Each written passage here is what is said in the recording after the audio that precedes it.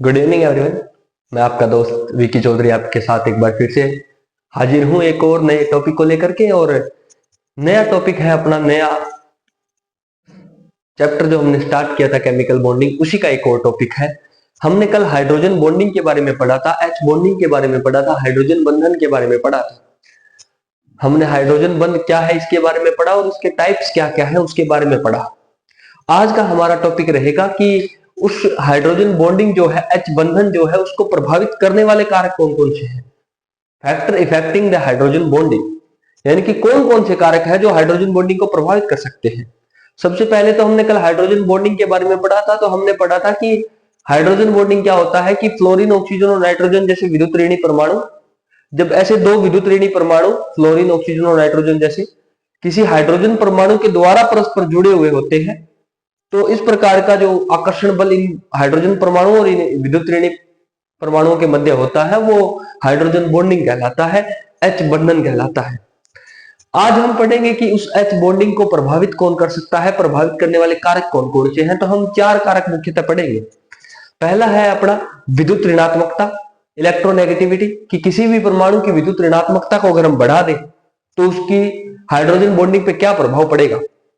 उसके बाद में है आयनिक त्रिज्या, या ऐसे भी बोल परमाणुविक त्रिज्या या परमाणु आकार, एक ही बात है, क्योंकि आकार बढ़ेगा तो त्रिज्या बढ़ेगी और आकार घटेगा तो त्रिज्या घटेगी। तो हम बोल सकते हैं कि परमाणु आकार बढ़ने से या परमाणु त्रिज्या बढ़ने से हाइड्रोजन बॉन्डिंग पे क्या इफेक्ट पड़ेगा। और उसके बाद में हम पढ़ेंगे ताप व सांद्रता का क्या इफेक्ट पड़ेगा। और एक और बच गया, एक है अपना कि जो अन्य परमाणु है वो जुड़ा हुआ है, उसकी प्रकृति कौन सी है, उसके ऊपर भी डिपेंड करता है कि हाइड्रोजन बॉन्डिंग होगी कि नहीं होगी।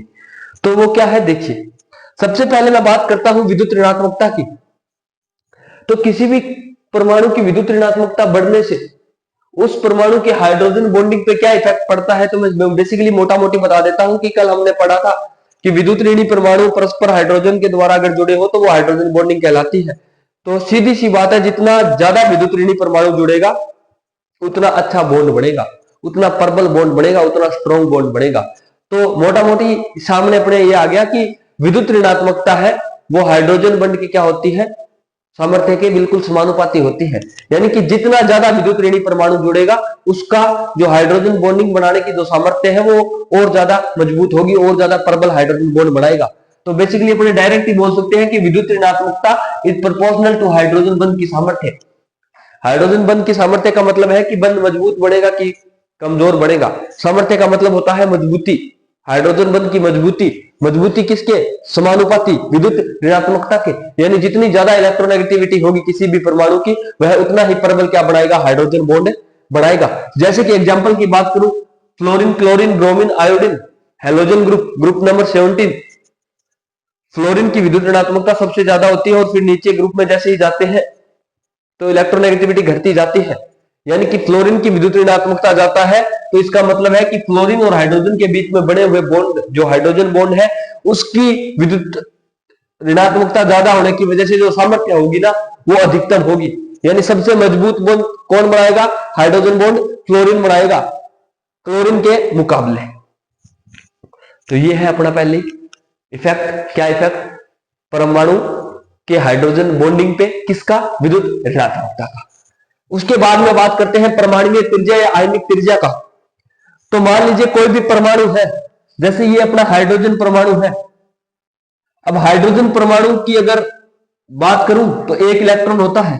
जैसे जैसे बात करें बढ़ते जाते हैं कार्बन पे, और कार्बन में क्या हो जाता है कि सर कार्बन में दो सेल आ जाती है, पहली सेल में 2 इलेक्ट्रॉन और दूसरी सेल में 4 इलेक्ट्रॉन। यानी कि सर परमाणु का आकार बढ़ गया। अरे आकार बढ़ा तो ये त्रिज्या थी एक तो, और एक इस कार्बन की, ये हाइड्रोजन की त्रिज्या रेडियस और ये कार्बन की रेडियस ज्यादा किसकी है, कार्बन की, क्योंकि आकार किसका बढ़ा है, कार्बन का। अरे परमाणु का आकार बढ़ने से बॉन्ड लेंथ बढ़ जाएगी, बंध की दूरी बढ़ जाएगी, और बंध की दूरी बढ़ने से बंध कमजोर होगा कि मजबूत होगा। अरे दूरी बढ़ने से बंध हमेशा कमजोर होता है। तो हम बोल सकते हैं कि परमाणु का आकार या परमाणु त्रिज्या जो होती है वो व्युत्क्रमानुपाती होती है हाइड्रोजन बॉन्ड की सामर्थ्य के। तो इस प्रकार से परमाणु आकार का इफेक्ट ये पड़ता है कि परमाणु का आकार बढ़ने से हाइड्रोजन बॉन्ड की मजबूती या सामर्थ्य घट जाती है। जैसे कि बात करूं नाइट्रोजन और क्लोरीन की। नाइट्रोजन का परमाणु क्रमांक 7 होता है और क्लोरीन का परमाणु क्रमांक 17। तो अब इसमें नाइट्रोजन और क्लोरीन में छोटा कौन है? छोटा नाइट्रोजन है, तो मजबूत बंध बनाएगा। जैसे जैसे परमाणु का आकार बढ़ेगा बंध की मजबूती घटती जाएगी। ये अपना एग्जाम्पल हो गया किसका? परमाणु के आकार का प्रभाव क्या पड़ता है हाइड्रोजन बॉन्डिंग पे। अन्य बंधी परमाणुओं की प्रकृति। अन्य बंधी परमाणुओं का मतलब यह है कि जो हाइड्रोजन बॉन्डिंग हो रही है किसी भी कंपाउंड में, तो उसके साथ वाले परमाणु क्या जुड़े हुए हैं उसकी प्रकृति पर भी बहुत सा निर्भर करता है। जैसे कि बात करूं CH4 की, carbon, hydrogen, hydrogen, hydrogen, hydrogen, 4 hydrogen एक कार्बन के साथ जुड़े हुए हैं। इसमें कहीं भी हाइड्रोजन बॉन्डिंग नहीं हो रही है, कहीं भी H बंध नहीं पाया जा रहा। ये सहसंयोजक बंध बनाते हैं। क्यों नहीं बनाते हाइड्रोजन बॉन्ड? क्यों? क्योंकि इस कार्बन के बगल में कोई भी विद्युत ऋणी परमाणु नहीं जुड़ा हुआ। तो यानी कि क्या करता है डिपेंड, कि साथ में जुड़े वाला परमाणु भी क्या करता है, उसकी प्रकृति भी निर्भर करती है। जैसे कि अब अपने बात करें क्लोरोफॉर्म की CHCl3 की, मेथिल क्लोराइड की CHCl3। अगर CHCl3 की मैं बात करूं तो CHCl3 में क्या है कि कार्बन और हाइड्रोजन के बीच में बॉन्ड है, लेकिन इस कार्बन के साथ में 3 क्लोरीन परमाणु जुड़े हुए हैं जो विद्युत ऋणी है। अब इन तीनों पे क्या है, इलेक्ट्रोनेगेटिविटी ज्यादा होने की वजह से इसके ऊपर क्या आ जाएगा, आंशिक धनावेश। अरे इन तीनों पे नेगेटिव चार्ज है ज्यादा, तो इस पे आंशिक धनावेश, इस पे आंशिक ऋणावेश और इस पे फिर आंशिक धनावेश। इन दोनों के बीच में कौन सा बॉन्ड बन जाएगा? अरे इन दोनों के बीच में हाइड्रोजन बॉन्ड बन जाएगा। ये किसकी वजह से बढ़ा? ये इनकी वजह से बढ़ा। क्यों? क्योंकि ये क्लोरीन जो जुड़े हुए हैं, इन क्लोरीन की वजह से क्या बढ़ा? हाइड्रोजन बॉन्ड बढ़ा। यानी कि जो अन्य परमाणु जुड़े हुए हैं उस परमाणु की प्रकृति का भी पूरा का पूरा प्रभाव होता है किस पे? हाइड्रोजन बॉन्डिंग पे। अब अपने बात करें ताप व सांद्रता का क्या प्रभाव पड़ता है, तो ताप बढ़ाने से कण दूर दूर चले जाते हैं कि नहीं चले जाते? अरे जैसे ही किसी पदार्थ का ताप बढ़ाएंगे तो उसके कण दूर दूर चले जाएंगे, और दूर दूर जाने की वजह से बॉन्ड लेंथ बढ़ जाती है, यानी कि बंध की सामर्थ्य घट जाएगी। ताप बढ़ाने से हाइड्रोजन बॉन्ड की मजबूती घट जाती है। इसीलिए तो 100 डिग्री सेल्सियस पे वाटर मॉलिक्यूल्स भाप बन जाते हैं। जल के अणु है उनमें हाइड्रोजन बॉन्डिंग पाई जाती है, और जैसे जैसे 100 डिग्री सेल्सियस ताप आता है वो बॉन्ड टूट जाते हैं और जल क्या बन जाता है? H2O वाष्प में बन जाता है। अब बात करूं सांद्रता की, तो सांद्रता बढ़ाएंगे। सांद्रता का मतलब, बढ़ाने का मतलब कण को पास पास लाना। जैसे कण पास पास आएंगे हाइड्रोजन बॉन्डिंग की मजबूती बढ़ती जाएगी, यानी सांद्रता होती है वो समानुपाती होती है किसके? हाइड्रोजन बंध की सामर्थ्य के। बेसिकली ये 4 फैक्टर है जिसके ऊपर क्या करती है हाइड्रोजन बॉन्डिंग डिपेंड करती है। इन चारों को हमने आपको बता दिया है। अब इसके बाद में कुछ टॉपिक्स बच गए। हाइड्रोजन बॉन्डिंग के कॉन्सिक्वेंस की बात करूं, अनुप्रयोग की, तो जैसे कि एक तो पहला ये हो गया कि जल का घनत्व अधिकतम 0 डिग्री सेल्सियस पे ना होकर के 4 डिग्री सेल्सियस पे होता है। उसके बाद में H2S की संरचना के बारे में हाइड्रोजन बॉन्डिंग के द्वारा बताया जाता है। ऐसे ही एक दो अनुप्रयोग और है, वो अपने चर्चा कर लेते हैं। उसके बाद में ये टॉपिक अपना हाइड्रोजन बॉन्डिंग कंप्लीट हो जाएगा।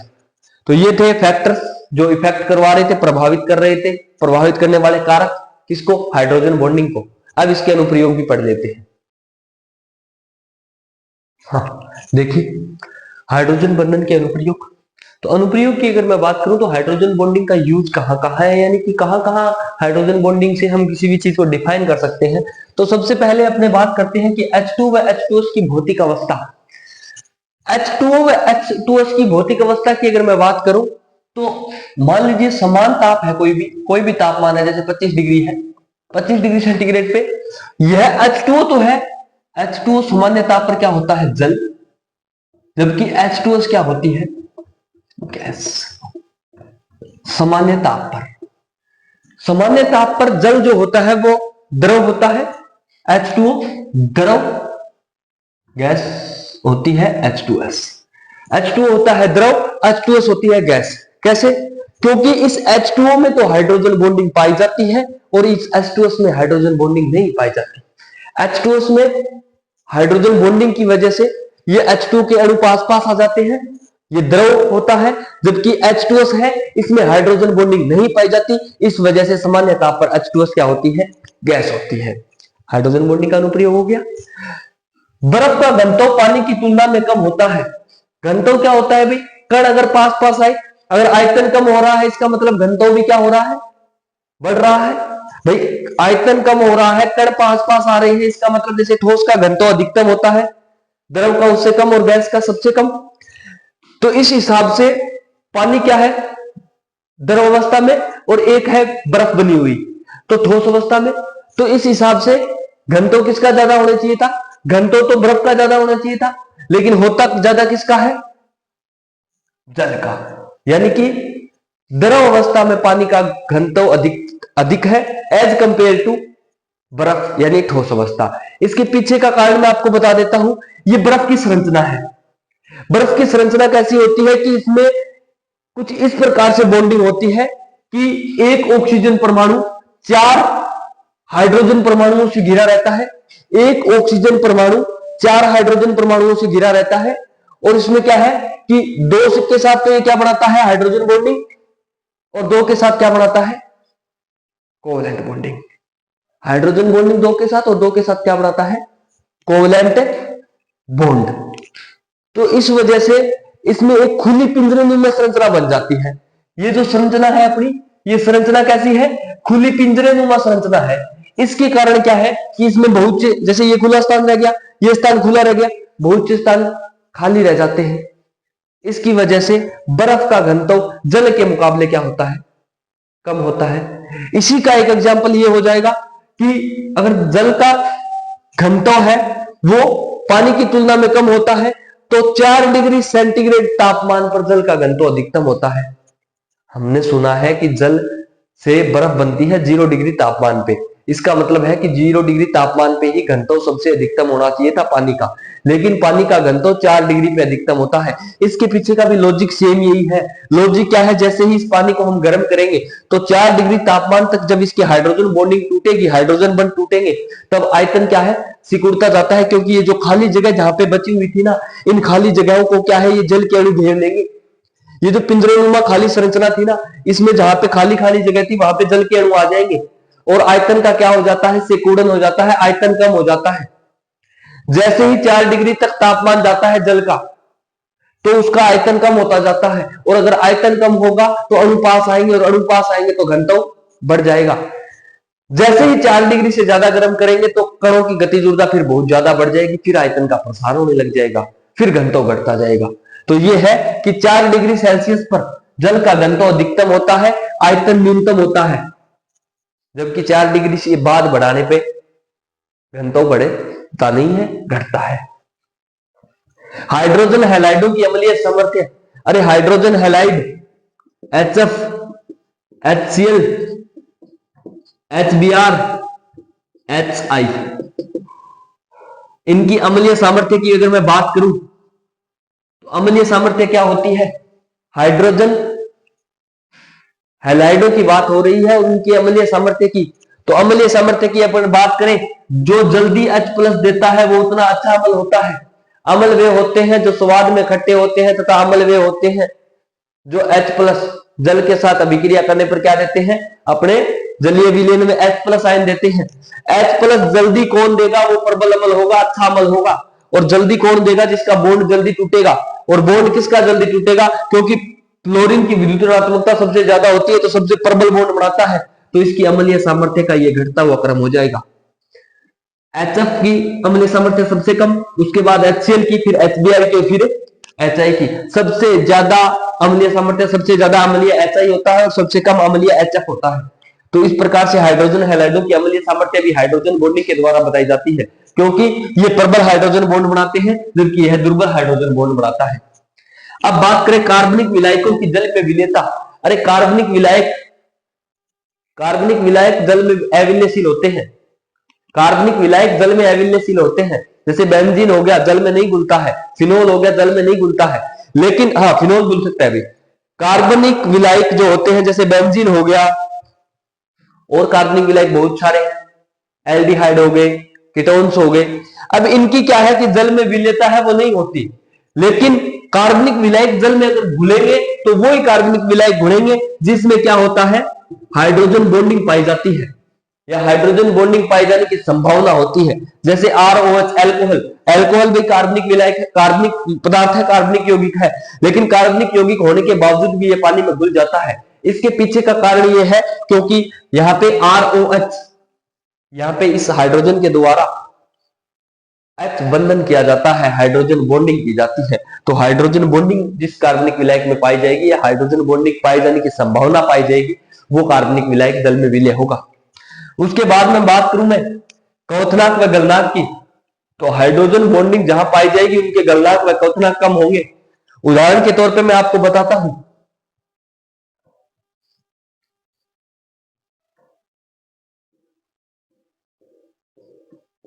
फिनोल एक ले ली मैंने, ऑर्थोक्लोरोफिनोल,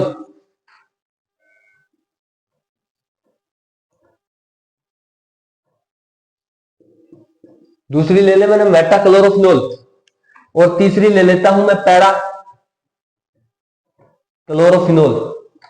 अब मुझे आप ही बता दीजिए कि किसका क्वथनांक सबसे कम होगा। अरे सबसे क्वथनांक कम इसका होगा, उसके बाद में इसका। क्यों? क्योंकि ये क्लोरीन पास में होने की वजह से ये हाइड्रोजन कौन सी बॉन्डिंग बना लेगा? H बॉन्डिंग बना लेगा, और H बॉन्डिंग बनाने की वजह से सबसे कम क्वथनांक किसका होगा? इसका होगा। उसके बाद में इसका क्वथनांक होगा, और इसके बाद में इसका क्वथनांक लगभग 214 डिग्री सेल्सियस होता है, इसका लगभग 220 डिग्री सेल्सियस होता है क्वथनांक। और अगर इसके क्वथनांक की बात करूं तो लगभग 194 डिग्री सेल्सियस होता है। तो ये बताइए सबसे कम क्वथनांक किसका? ऑर्थोक्लोरोफिनोल का। कारण क्या है? कारण ये है कि सर क्लोरीन बिल्कुल पास है, विद्युत ऋणी परमाणु पास है OH के, इसलिए ये OH कौन सी बॉन्डिंग कर लेगा? H बॉन्डिंग कर लेगा, हाइड्रोजन बॉन्डिंग कर लेगा। इसी प्रकार से अगर गलनांक की मैं बात करूं तो ऑर्थो नाइट्रोबेंजीन और पैरा नाइट्रोबेंजीन में ऑर्थो नाइट्रोबेंजीन जो होती है,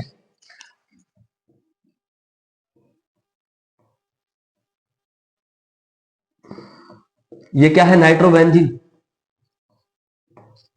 ये कार्बोक्सिलिक समूह जुड़ गया, और एक है ये कार्बोक्सिलिक समूह है ऑर्थो ये नाइट्रोबेंजीन के